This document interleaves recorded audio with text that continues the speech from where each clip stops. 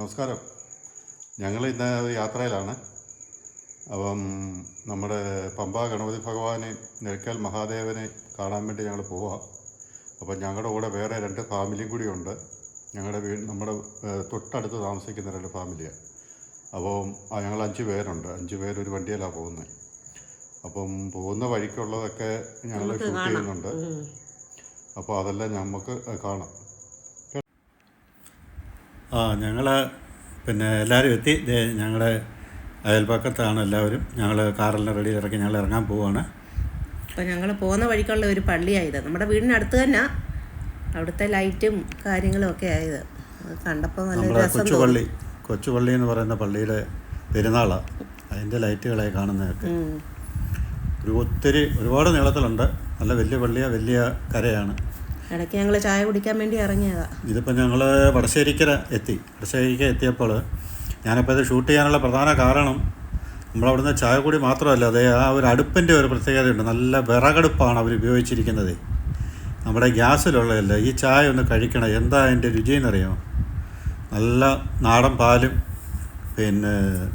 നല്ല വിറകടുപ്പിൽ തിളപ്പിച്ച വെള്ളവും വിറകടുപ്പിൽ തിളപ്പിച്ച പാലും വെച്ചുണ്ടാക്കുന്നതേ കണ്ടോ. ഞാൻ ആ അടുപ്പ് അതാ ഒരു പ്രത്യേകം ഒന്ന് ഷൂട്ട് ചെയ്തതിൻ്റെ കാര്യം അതാണ്. ഇന്നിപ്പോൾ നമുക്കിതെങ്ങും കാണാൻ കിട്ടുന്നില്ല. അല്ലെങ്കിൽ വളരെ ഗ്രാമങ്ങളിൽ ചെന്ന് കഴിഞ്ഞാൽ ഒരു പക്ഷേ നമുക്ക് ഇങ്ങനെയുള്ള വിറകടുപ്പ് കാണാൻ പറ്റും. ഇതിപ്പോൾ ഞങ്ങൾ ലാഹ കയറ്റം കയറിക്കൊണ്ടിരിക്കുക. ആ സമയത്താണ് ഇപ്പം ഞങ്ങൾക്ക് രാവിലത്തെ ഉദയം കാണാൻ പറ്റിയത്. നല്ല ഭയങ്കര വ്യൂ ആണ്. നമ്മളിപ്പോൾ ഇതിൽ കാണുന്നതിനെക്കാട്ടിൽ നേരിട്ട് കാണാൻ ഭയങ്കര വ്യൂ ആണ്. പോകുന്ന വഴിക്ക് നമുക്ക് എവിടെന്നേലും ആഹാരം കഴിക്കണമല്ലോ.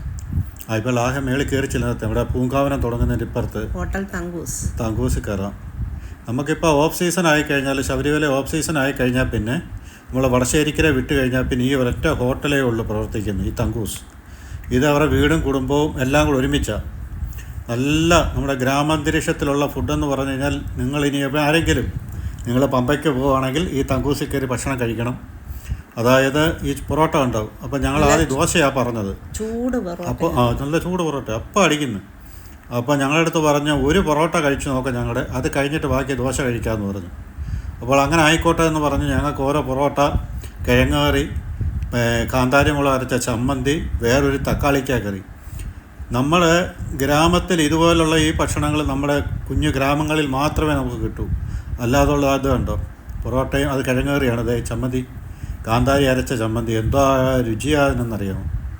നമ്മൾ ഈ ഭക്ഷണം കഴിച്ചു കഴിഞ്ഞാൽ നമ്മുടെ വയറിനും ദോഷം ഉണ്ടാവില്ല, നമ്മുടെ യാത്രയ്ക്ക് പ്രശ്നം ഉണ്ടാവില്ല. ഇങ്ങനെയുള്ള കൊച്ചു ഹോട്ടലിൽ കയറി നമ്മൾ യാത്ര ചെയ്യുമ്പോൾ ഭക്ഷണം കഴിക്കുക. ഇത് നമ്മളിപ്പോൾ അവിടുന്ന് വടശ്ശേരിക്കരയിൽ നിന്ന് വിട്ടു. നമ്മൾ ലാഹയിൽ നിന്ന് വിട്ട് ഭഗവാന്റെ പൂങ്കാവനം തുടങ്ങാൻ പോവുകയാണ്. ഇവിടെയാണ് ഭഗവാന്റെ പൂങ്കാവനം തുടങ്ങുന്നത്. അപ്പോൾ ഇവിടെ നമ്മളെ എല്ലാവരും പോകുന്ന അയ്യപ്പന്മാർ, സീസണിലൊക്കെ പോകുന്ന അയ്യപ്പന്മാരും അല്ലാതെ 1-ാം തീയതി പോകുന്നവരും അല്ലാതെ ഞായറാഴ്ചകളിൽ പോകുന്നവരൊക്കെ അവിടെ നിറച്ച് അപ്പൂപ്പൻ താടിയായിരുന്നു. ഇവിടെ കണ്ടില്ലേ, ഇവിടെ നമ്മൾ നിർത്തി സാമ്പ്രാണി, കർപ്പൂരം, വിളക്ക് ഇതെല്ലാം കൊളുത്തി തൊഴുത് പോകുന്ന വഴി മറ്റ് തടസ്സങ്ങളൊന്നും ഉണ്ടാവരുതെന്ന് പ്രാർത്ഥിച്ചാണ് പോകുന്നത്. അത് അയ്യപ്പ സീസൺ ഇവിടെ ഭയങ്കര തിരക്കാണ്. അപ്പോൾ അന്നേരം നമുക്ക് ഇത് ഷൂട്ട് ചെയ്യാൻ പറ്റിയത്. ഇത് കണ്ടോ, അപ്പൂപ്പൻ താടിയുടെ ഇലയും ആ പൂവിൻ്റെ തോടുമാണ് ഈ വീണ് കിടക്കുന്നത്. അപ്പൂപ്പൻ താടിയുണ്ട് ഒരുപാട്. നമ്മുടെയൊക്കെ കുഞ്ഞുനാളിൽ നമുക്ക് ഒരുപാട് നമ്മൾ സ്കൂളിൽ പോകുന്ന സമയത്ത് കളിച്ചിട്ടുള്ളതും നമ്മൾ പോക്കറ്റിൽ സൂക്ഷിച്ചിട്ടുള്ളതുമാണല്ലോ ഈ അപ്പൂപ്പൻ താടി. ഊതി പറത്തി വിടുന്നതും ഇവർ ഊതി പറത്തി വിടാൻ വേണ്ടി നോക്കുന്നുണ്ട്. പക്ഷെ അത് പറക്കുന്നില്ലായിരുന്നു. പണ്ടൊക്കെ നമ്മൾ പറത്തി വിടുമ്പോൾ നല്ല ഇതായിട്ടല്ലേ, അപ്പം മേപ്പോട്ടങ്ങ് പറന്നു പോയി ഇച്ചിരി കാറ്റൂടെ ഉണ്ടെങ്കിൽ. അതുകൊണ്ട് ഭഗവാന്റെ പൂങ്കാവനം ആരംഭിക്കുന്നു.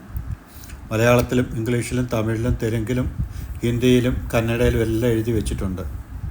ഇവിടെ നമ്മൾ കർപ്പൂരം, തിരി.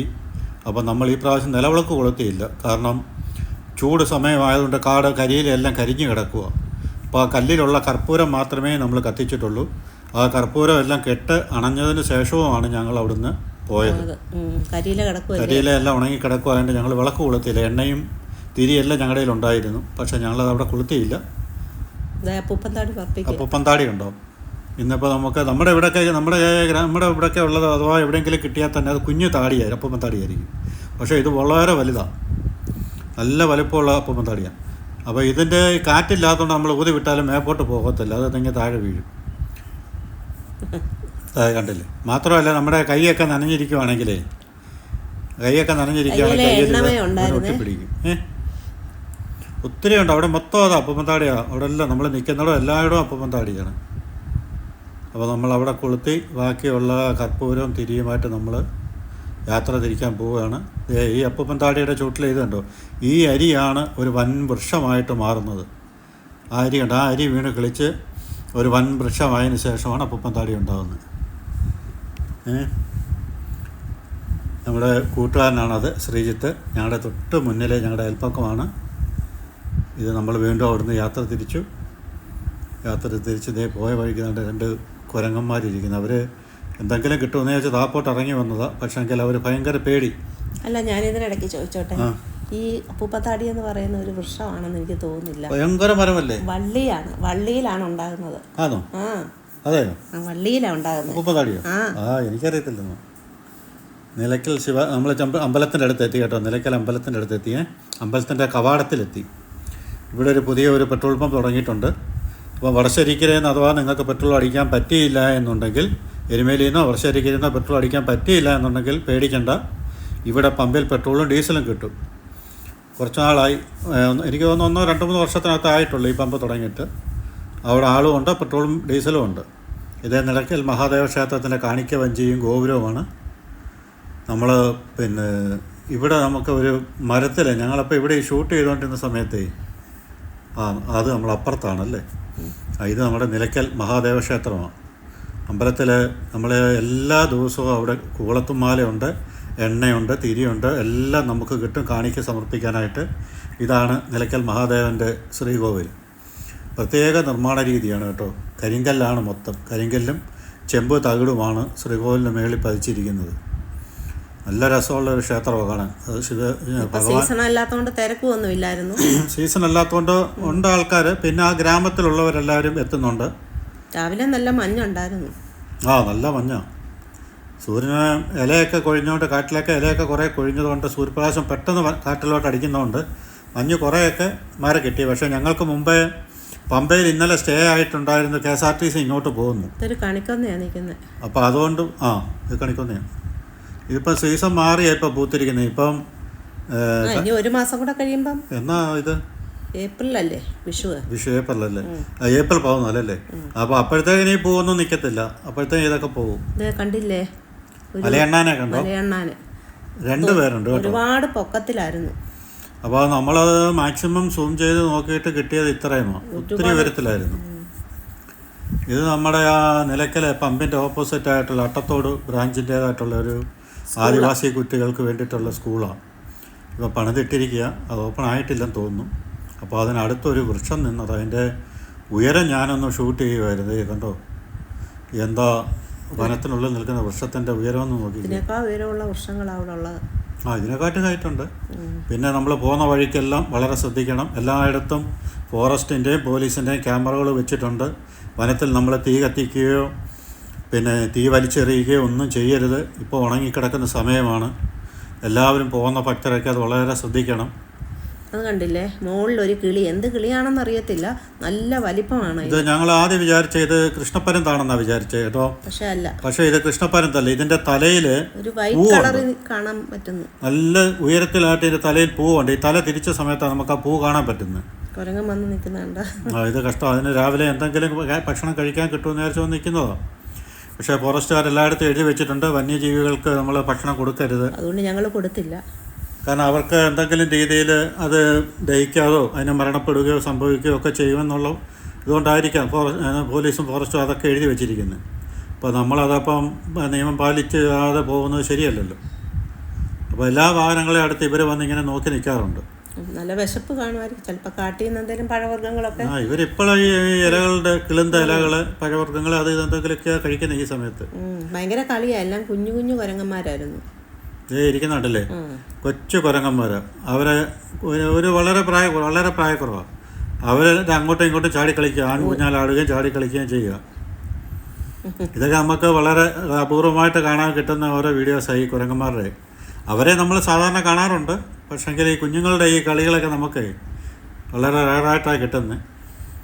പിന്നെ ഇവർ ഈ അയ്യപ്പന്മാരൊക്കെ വന്നു പോകുന്നവരെ കണ്ടുകൊണ്ട് കിടക്കുന്നതുകൊണ്ട് ഇവർക്ക് അത്ര ഭയമില്ല, പേടിയില്ല. പിന്നെ ചിലർ ഉള്ളിൽ നിന്നൊക്കെ കടന്നു വരുന്നവർക്കൊക്കെ ആണെങ്കിൽ നമ്മളെ കാണുമ്പോഴത്തെ പുറമോട്ട് ഓടുകയൊക്കെ ചെയ്യും.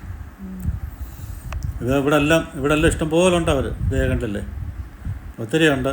കാരണം ഈ പമ്പിൻ്റെ അടുത്ത് ഈ ആൾക്കാരൊക്കെ പെട്രോൾ അടിക്കാൻ ഞങ്ങളെ കണ്ടപ്പോഴത്തേക്ക് കുറച്ചും കൂടെ അവർ ഡാൻസ് കളി കൂട്ടി, ഇതേ കണ്ടില്ലേ, വീഡിയോ എടുക്കുന്നത് കണ്ടപ്പോഴേ.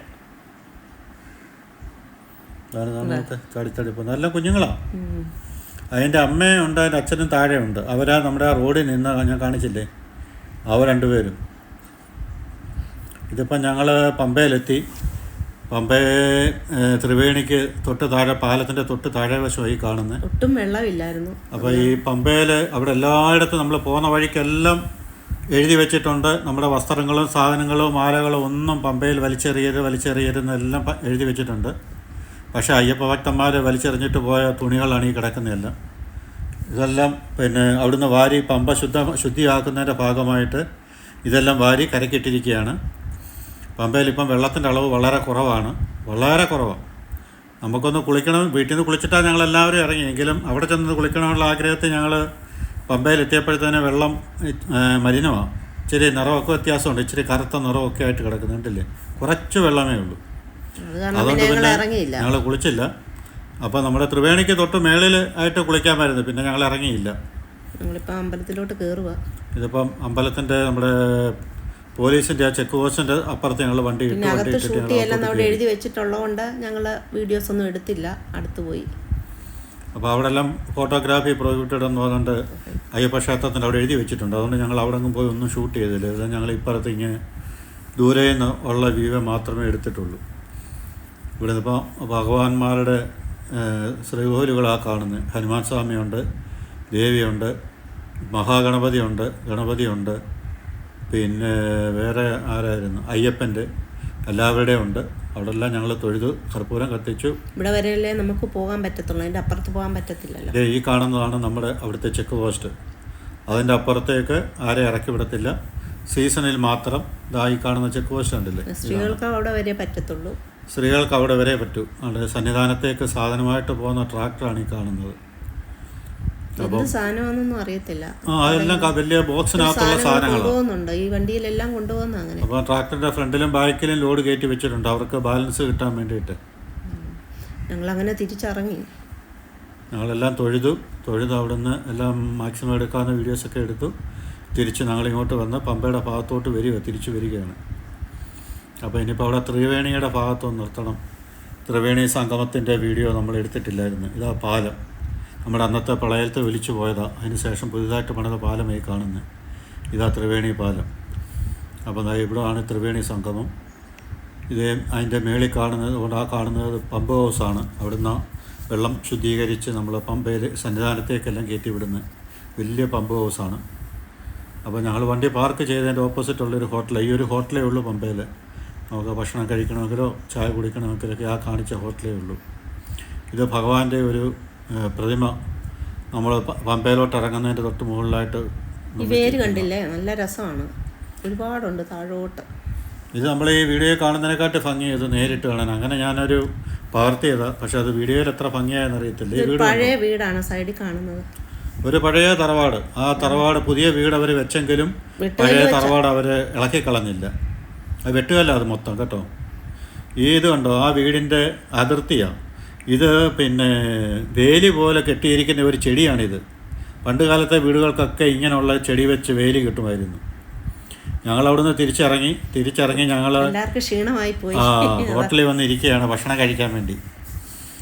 അപ്പം ഞങ്ങൾ ഇന്ന് പമ്പയിലൊക്കെ പോയിട്ട് ഇപ്പോൾ വീട്ടിൽ തിരിച്ചെത്തി.